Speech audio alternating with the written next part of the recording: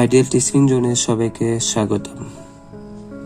তো সুপ্রিয় শিক্ষার্থী বন্ধুরা, আশা করি তোমরা সকলেই অনেক অনেক ভালো আছো, আর আমিও সৃষ্টিকর্তার অশেষ কৃপায় ভালো আছি। প্রাপ্য হিসাব, সময়ের হিসাব রক্ষণ পদ্ধতি নিয়ে আমরা ইতিমধ্যেই কয়েকটি ভিডিও টিউটোরিয়াল তৈরি করেছি। আজকে আমরা প্রাপ্য হিসাব সমূহের হিসাব রক্ষণ পদ্ধতির নতুন একটি ভিডিও টিউটোরিয়াল করতে যাচ্ছি। আজকের ভিডিও টিউটোরিয়ালে আমরা যশোর বোর্ড 2016 সালের একটি সমস্যার সমাধান করব।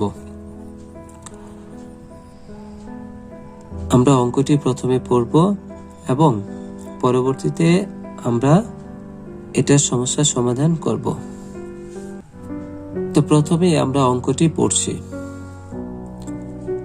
তোমরা সবাই মনোযোগ দিয়ে অঙ্কটি শোনো।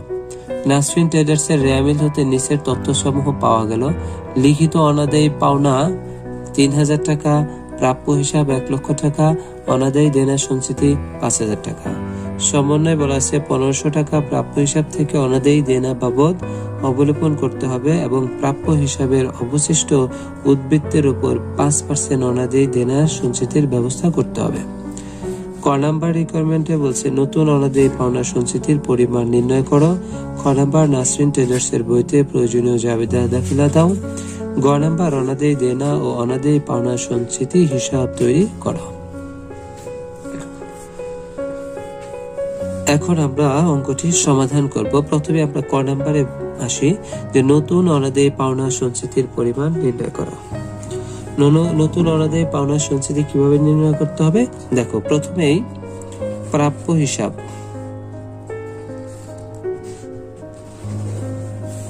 প্রাপ্য হিসাব আমাদের আছে 1 লক্ষ টাকা।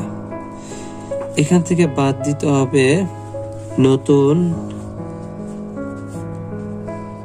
অনাদায়ী পাওনা 1500 টাকা। 1 লক্ষ থেকে 1500 টাকা বাদ দিলে হবে 98,500।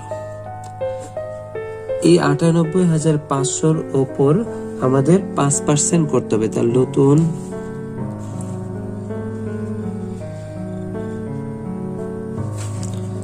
অনাদায়ী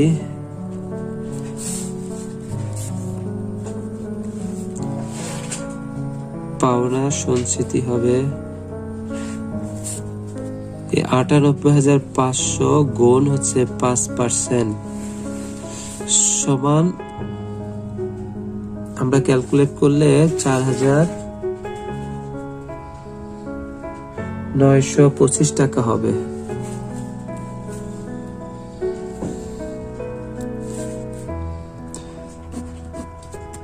হবে 4,925 টাকা। এই ছিল ক নাম্বার রিকোয়ারমেন্ট। এখন আমরা খ নাম্বার দেখি, যে নাসরিন ট্রেডার্সের বইতে প্রয়োজনীয় জাবেদা দাখিলা দাও।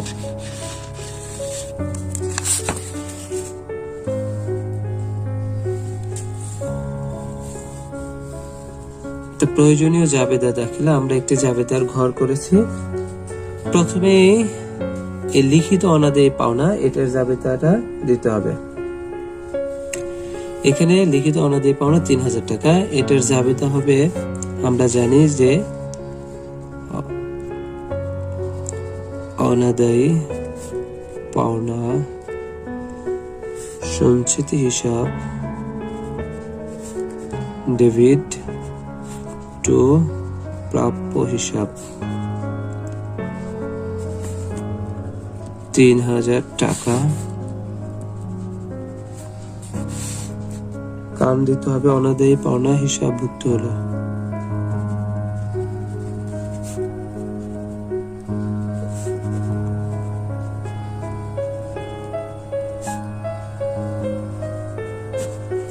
এরপরে দিতে হবে অলিখিত অনাদায়ী পাওনা, অর্থাৎ অলিখিত বলতে যে নতুন যেটা 1500 টাকা প্রাপ্য হিসাব থেকে অনাদায়ী দেনা বাবদ অবলোকন করতে হবে। এটাও একই জাবেদা, অনাদায়ী পাওনা সঞ্চিতি হিসাব, ডেবিট টু প্রাপ্য হিসাব। এটা হবে 1500 টাকা।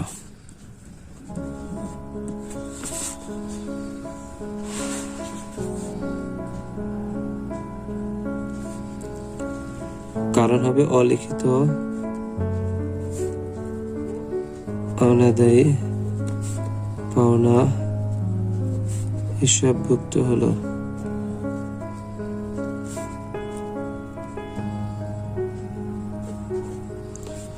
এরপরে অনাদায়ী পাওনা খরচের জাবেদা।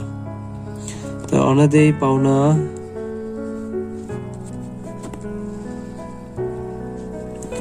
হিসাব, ডেবিট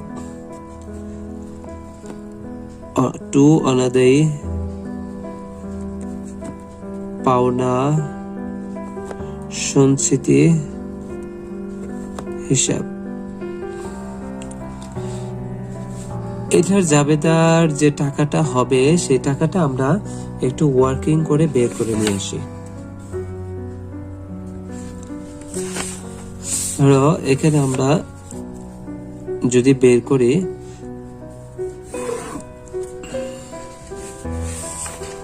প্রথমে দিতে হবে যে অনাদায়ী পাওনা, অনাদায়ী পাওনা 3000 টাকা, যোগ হবে নতুন অনাদায়ী পাওনা। নতুন অনাদায়ী পাওনা আছে 1500 টাকা, যোগ করলে হবে 4500, যোগ নতুন অনাদায়ী পাওনা সঞ্চিতি। এই যেটা আমরা নতুন অনাদায়ী পাওনা সঞ্চিতি বের করছি 4925 টাকা, তাহলে যোগ করলে হবে 9425 টাকা। এরপরে বাদ দিতে হবে পুরাতন অনাদায়ী পাওনা সঞ্চিতি, অর্থাৎ এই যে অনাদায়ী দেনা সঞ্চিতি আছে 5000 টাকা, এই 5000 টাকা বাদ দিতে হবে, তাহলে দাঁড়াবে 4425 টাকা। এই টাকাই হবে আমাদের অনাদায়ী পাওনার টাকা। তাহলে 4425 টাকা। তাহলে এই 4425 টাকাই হচ্ছে আমাদের অনাদায়ী পাওনা খরচ। তাহলে আমরা এখানে লিখব 4425। আমরা যদি ওয়ার্কিং না করে ডাইরেক্ট এখানেও আমরা বের করতে পারি, আমরা এখানে দেখিয়ে দিতে পারি এই 3000 টাকা অনাদায়ী পাওনা যোগ 1500 টাকা নতুন অনাদায়ী পাওনা যোগ নতুন অনাদায়ী পাওনা সঞ্চিতি হচ্ছে 4925, বিয়োগ হচ্ছে পুরাতন অনাদায়ী পাওনা সঞ্চিতি। এটা দিলেও হবে। আর কারণটা দিতে হবে, যেহেতু এখানে জায়গা কম, আমি বলে দিচ্ছি অনাদায়ী পাওনাকে অনাদায়ী পাওনা সঞ্চিতি হিসাবে স্থানান্তর করা হলো। এখন এই অনাদায়ী পাওনা হিসাবটাকে বন্ধের জাবেদা দিতে হবে।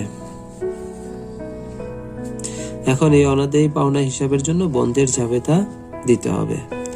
তাহলে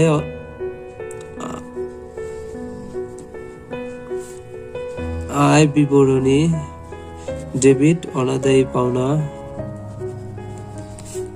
পাওনা ক্রেডিট, টাকাটা সেম হবে 4425, 4425।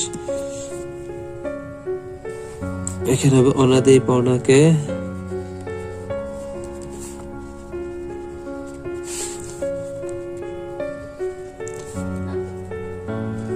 আয় বিবরণীতে স্থানান্তর করা হলো।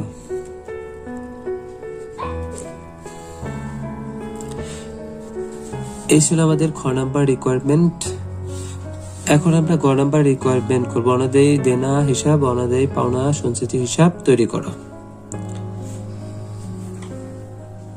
তাহলে অনাদায়ী, প্রথমে অনাদায়ী দেনা হিসাব। তাহলে অনাদায়ী দেনা হিসেবে দুইটা জাবেদা আছে, অনাদায়ী দেনা আর অনাদায়ী পাওনাটা একই, নাম দুটো ভিন্ন। তাহলে এখানে আছে অনাদায়ী পাওনা হিসাব ডেবিট, তাহলে ডেবিট দিকে অনাদায়ী পাওনা সঞ্চিত হিসাব দিয়ে বসবে।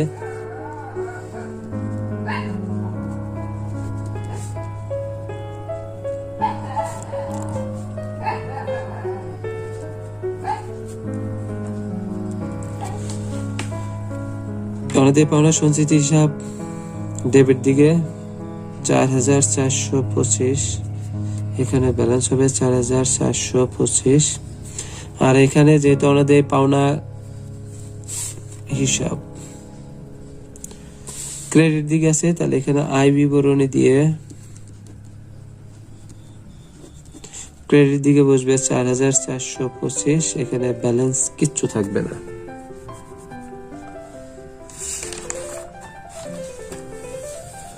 এরপরে আসি আমরা অনাদায়ী পাওনা সঞ্চিতি হিসাব।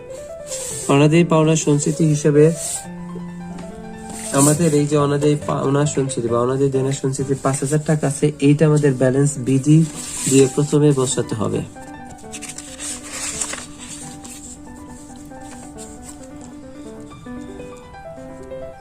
ব্যালেন্স বিডি খুবই সহজ, যেহেতু অনাদায়ী পাওনা সঞ্চিতি ক্রেডিট, সেহেতু এটা সরাসরি ক্রেডিট দিকে ব্যালেন্সের ঘরে বসবে। এরপরে প্রথমে অনাদায়ী পাওনা সঞ্চিতি জাবেদ আছে, এখানে হবে প্রাপ্য হিসাব। অনাদায়ী পাওনা সঞ্চিতি যেহেতু এখানে ডেবিট দিকে আছে, টাকাটা ডেবিট দিকে বসবে, এখানে মাইনাস হবে, তাহলে হবে 2,000 টাকা। এবং আরেকটি জাবেদ আছে অনাদায়ী পাওনা সঞ্চিতির, সেখানে হবে প্রাপ্য হিসাব 1,500, তাহলে এখানে 2,000 থেকে 1500, এই 2,000 থেকে 1500 মাইনাস করলে 500। এরপরে আরেকটা অনাদায়ী পাওনা সঞ্চিতি হিসাবের জাবেদা আছে, অনাদায়ী পাওনা সঞ্চিতি হিসাবে ক্রেডিট দিকে আছে, অনাদায়ী পাওনা হিসাব হয়ে তাহলে 4,425 টাকা। এখানে হবে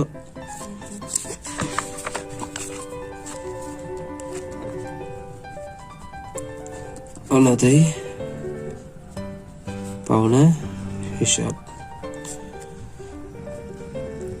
4,425।